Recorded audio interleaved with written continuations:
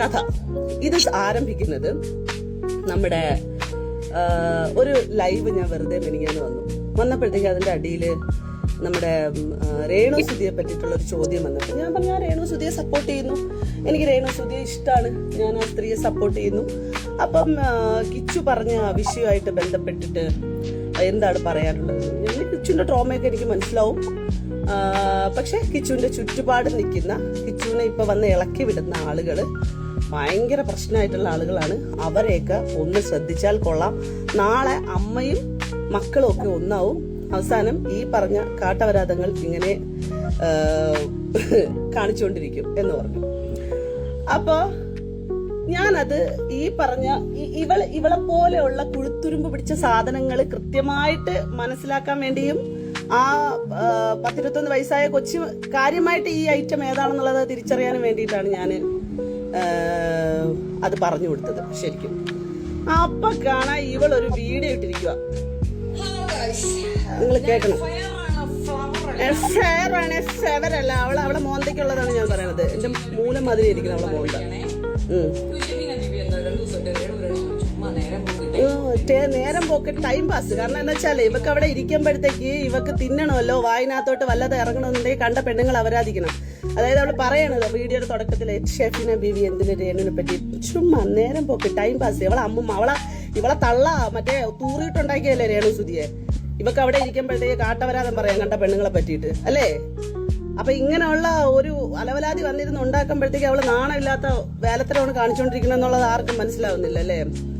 അവള് പറയുന്നുണ്ട് അതിനകത്ത് അവളുടെ ടൈം പാസ് ആണ് അത്രേ. അവളുടെ ടൈം പാസ് അവൾക്ക് തിന്നിരുന്ന് കണ്ട പെണ്ണുങ്ങളെ പറ്റി പറഞ്ഞിട്ട് അവളുടെയൊക്കെ കാട്ടം എടുത്ത് തിന്നാൻ, അതാണ് അവളെ ടൈം പാസ്.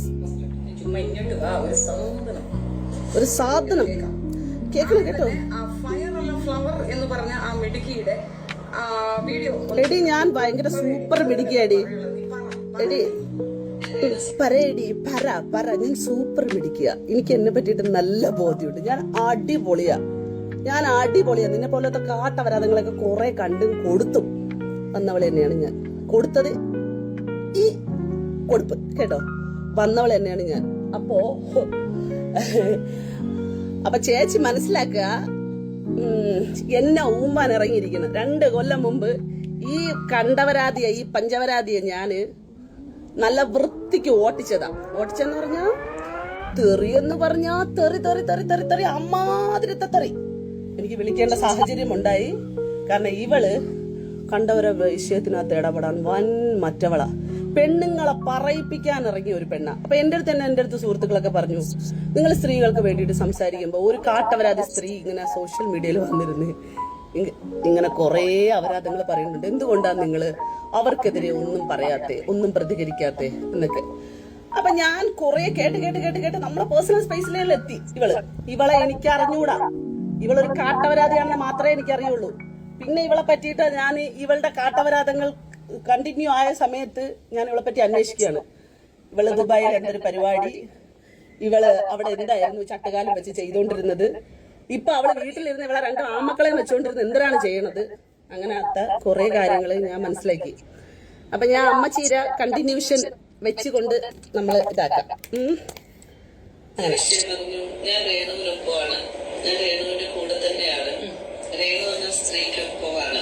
അപ്പൊ കിച്ചു പറഞ്ഞത് കിച്ചുവിന്റെ മാനസികമായിട്ടുള്ള ബുദ്ധിമുട്ടുകളെ പറ്റിയിട്ട് കിച്ചു പറഞ്ഞത്. പക്ഷെ ഞാൻ ചോദിക്കുന്നത് എങ്ങനെയാണ് രേണു സുധി കിച്ചുവിനെ ഉള്ളകാലമൊത്തോ നോക്കണം, അല്ലെങ്കിൽ കിച്ചുവിനെ രേണുവാണ് നോക്കേണ്ടത് എന്നൊരു ബാധ്യത രേണുവിന്